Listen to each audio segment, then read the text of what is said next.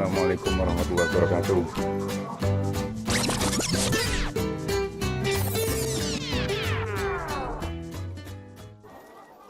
Assalamualaikum warahmatullahi wabarakatuh. Kali ini kita ada di kandang ayam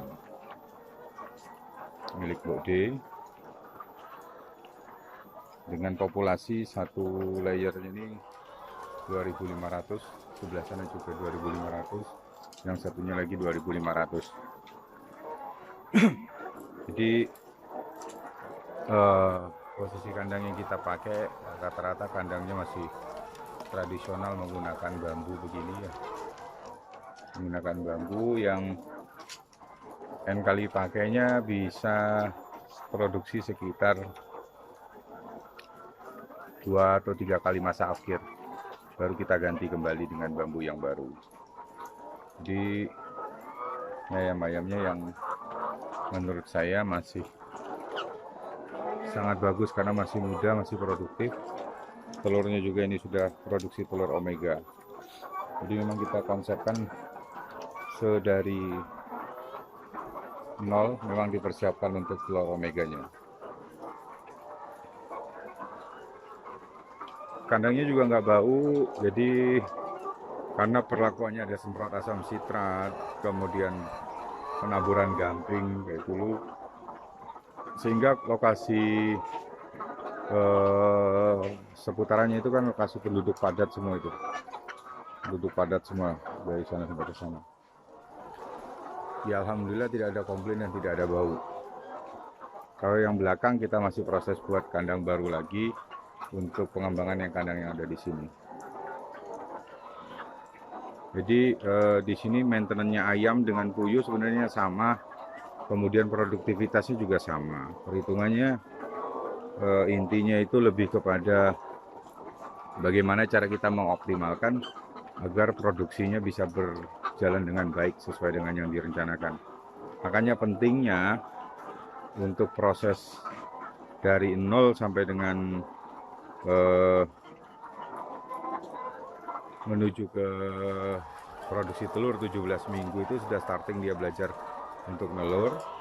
Itu penting sekali kita perhatikan untuk yang namanya gizi ya. Kemudian sterilisasi air ya sama, sifatnya sama juga dengan yang ada di puyuh ya. Mungkin bisa dilihat itu ya, itu ada tandon 60 liter, kemudian di sebelah sana juga ada tandon 60 liter untuk satu layernya. Kemudian sirkulasi airnya itu, ini yang biasanya kita pakai untuk sterilisasi menggunakan Baiklin. Jadi saya tunjukkan sterilisasi air yang ada di sini.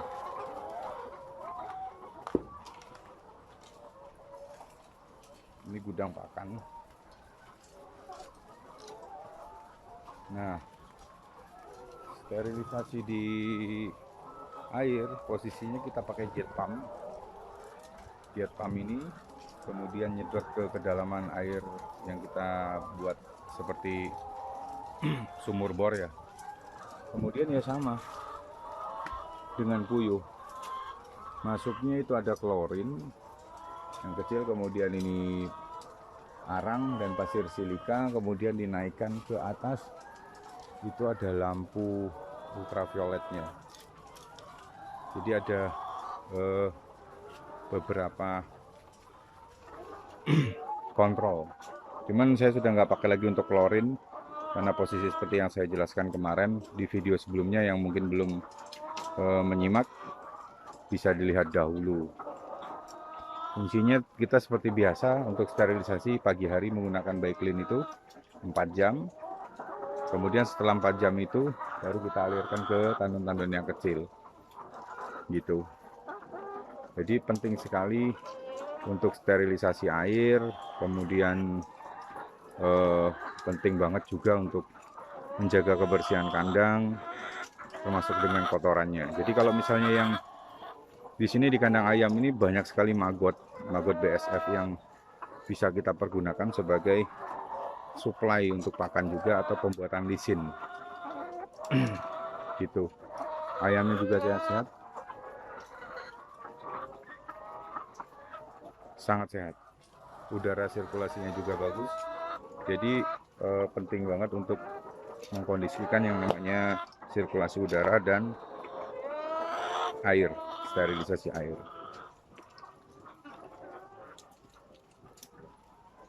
Jadi ini potret untuk kandang saya, yang salah satu dari kandang saya.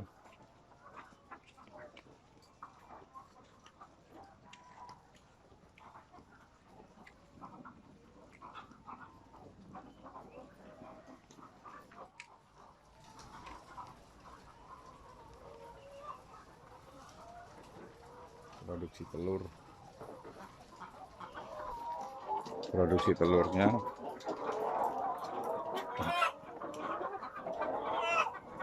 Jadi di kandang ayam ini perlakuannya sama dengan kandang puyuh. Sirkulasi bedanya cuman dia lebih terbuka. Jadi sirkulasinya lebih terbuka. Kadang kan ada orang yang bilang untuk kandangnya harus menggunakan kandang monitor. Jadi sebenarnya tinggi kandangnya aja yang dibahas sebenarnya. Tinggi kandangnya ke atas itu minimal kalau dari kita itu sekitar 1,5 meter sampai 2 meter. Karena kondisi alamnya yang belakang itu kan masih hutan semua. Jadi masih seger banget secara sirkulasi udaranya. Kemudian sistem pemberian pakannya kita buat jadi 2 kali. Yang pertama pagi jam 7.30 dan yang sorenya jam 3 sore. Nanti sistem pencahayaan pun kita atur maksimal lampu itu akan menyala di pukul 1 pagi. Kemudian sampai dengan paginya 7 jam itu otomatis dia akan menyala terus. Sehingga produktivitas telur ayamnya pada saat cuaca dingin dia makannya akan banyak dan larinya ke telur. Jadi begitu. Kalau bedanya dengan di puyuh itu, ayam sebenarnya lebih simpel daripada puyuh. Kalau puyuh itu lebih ribet dan lebih gampang stres secara performanya untuk produktivitas. Jadi masing-masing itu ada kelebihannya, makanya penting banget. Artinya kita memiliki 2 jenis ternak yang berbeda, namun sama-sama unggas itu membantu kita sebenarnya untuk ketika terjadi problem, misalnya harga telur ayam turun, otomatis subsidi silangnya akan dibantu oleh puyuh. Begitu juga dengan puyuh. Mungkin dulu puyuh bisa mencapai harga 9.000. Sempat pada saat beberapa bulan yang lalu, puyuh yang di daerah Tulungagung itu mencapai harga 9.000. Sudah melewati atau minus dari angka BEP. Sehingga pada saat itu peternak-peternak kecil banyak yang gulung tikar dan bangkrut akibat harga jual yang tidak sebanding dengan harga pakan. Harga pakan pun ya luar biasa. Kalau di puyuh itu sensitif banget dengan pakan, beda dengan ayam. Cuman enaknya di puyuh, ketika terjadi kesalahan peternak dalam mengkondisikan jumlah pakan atau jenis pakan, maka itu bisa diperbaiki. Dan itu efek dominonya mungkin 1 minggu, dan 1 minggu ke depannya bisa diperbaiki sehingga bisa maksimal dan balik lagi ke asal.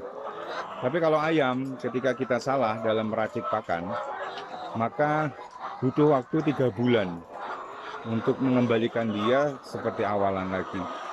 Dan itu butuh dana yang banyak. Nah, oleh karena itu masing-masing dari jenis unggas itu akan berbeda-beda sifatnya.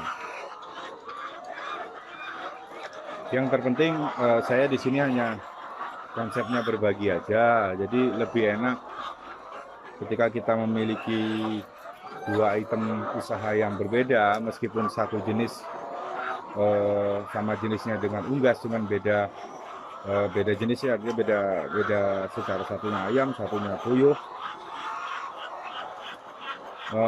Keduanya saling menutupi. Jadi penting banget, jangan dilihat dari jumlahnya, tapi lihatlah dari eh, niat kita untuk memulai sebuah usaha yang kita rintis sebisanya kita lah biasanya. Tapi jangan takut mencoba dan jangan takut gagal. Artinya seorang peternak itu semua resiko itu kan akan kita alami. Kita mau usaha apapun sebenarnya kita bisa alami gagal ataupun berhasil, itu kembalinya ke kita lagi. Yang terpenting kita mengerti apa yang dibutuhkan oleh ternak kita paham apa yang dibutuhkan oleh ternak kita, sehingga mengerucut kepada hasil produksi yang maksimal. Jadi gitu, di sini saya coba mengajarkan untuk konten edukasi mengapa harus memiliki dua jenis ternak pada satu orang peternak ya. Ada dua jenis unggas lah, misalnya satunya puyuh dan satunya ayam, karena nanti akan saling support.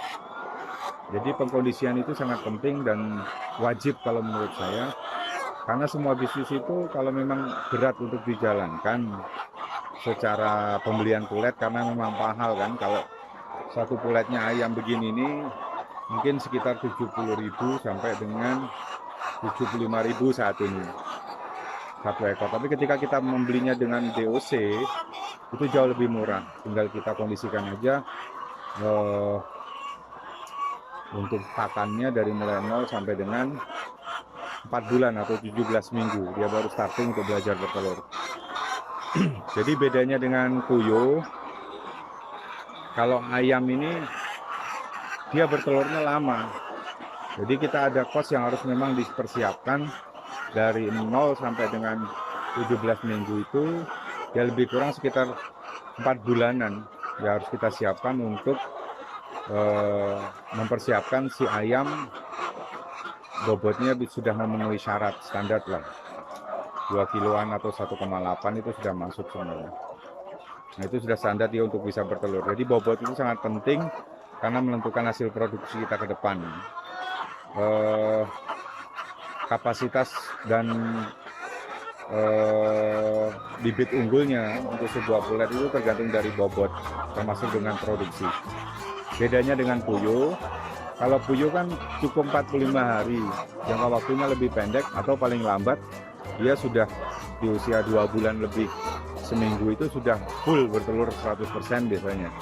Kalau secara kedewasaannya sudah masuk, jadi lebih pendek usia starting dia bertelur dibandingkan dengan ayam. Jadi di ayam ini jangan sampai kaget. Mungkin teman-teman berpikirnya, kok nggak nelur ayam saya, kok nggak bertelur. Selalu diingat fase usianya dia 17 minggu atau 4 bulan itu tadi, dia sudah starting untuk mulai belajar bertelur. Jadi harapan saya, mau jenis ternaknya unggas, ayam petelur, ayam kampung, dan ayam pedaging atau puyuh, itu bebas. Yang penting ada 2 item yang kita pegang. Tujuannya itu ya salah satunya seperti itu, agar nanti ketika salah satu mengalami harga drop, maka yang satunya bisa bantu untuk nutupin. Itu yang selalu saya lakukan. Dulu sebelum saya membentuk yang namanya Omega Egg, telur Omega, kita selalu seperti itu. Jadi tambal sulam saling sharing gitu. Namun setelah terkonsep dengan baik konteks Omega, ya alhamdulillah kita sudah tidak pernah lagi yang namanya proses terjadinya tambal sulam. Karena harga grade-nya sudah jauh di atas rata-rata. Untuk puyuh 33.000, kemudian untuk ayamnya sudah di atas 27.000. Jadi begitu, segeralah memulai, jangan takut gagal, namanya orang usaha. Yang penting jangan lupa gelar sajadah, niat, minta sama Allah Subhanahu wa Ta'ala. Salam sukses buat peternak Indonesia. Wassalamualaikum warahmatullahi wabarakatuh.